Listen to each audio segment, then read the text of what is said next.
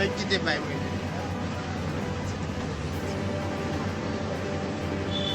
Apan di mwen, mwen tou ak mwen de wajan.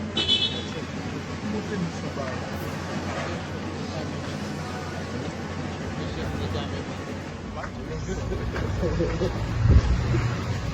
Mwen se se tap de ou li senatèr? Mwen se se tap de ou li? Mwen se se. De di an nou e bezè sou nan kapinya la, e koman sa mwen?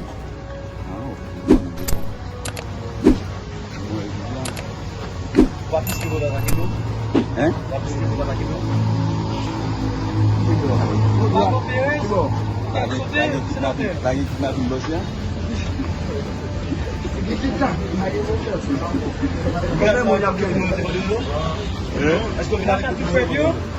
Yes, ki yo te vode yo. Senatèr nou eska mwen mwen te vode yo? Ba konen, mwen men. Senatèr ki te kwen vede mwen si BMPAD la, esko mwen jan et kwen sa yo tia la? Yes, ki do sa. Informasyon simile ki yo te vode de dokumen, e sa vade di ki yo vina sanvel? Mwen ap ten di plan panen. Ayen nou rapor informasyon.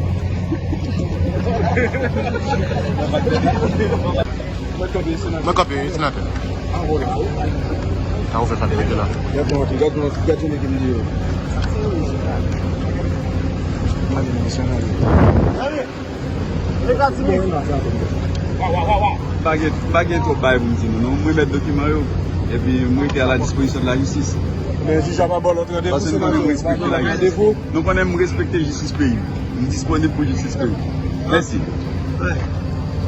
Mais dans une question de déposer sénateur, on a toujours disponible et disposé pour nous.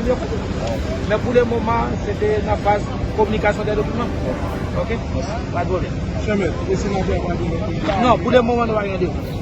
Nous remettons tout document, il a demandé non, il n'a pas l'analyser. Si à travers le document, il y a un bagay qui va faire comprendre, il a besoin d'explication, c'est l'intérêt cadre, mais pour le moment, nous n'avons pas de données. Et nous sommes Nous confiants, nous confiants. Nous confiants, nous pas de corruption, nous pas de barre droite. C'est la son équipe propre, pour moi, donc je suis dans la droite. Sénateur Nenel C toujours à la disposition de la Toujours à la disposition de la justice. Okay? Avocat doit toujours l'avoir accompagné. Allez, bon.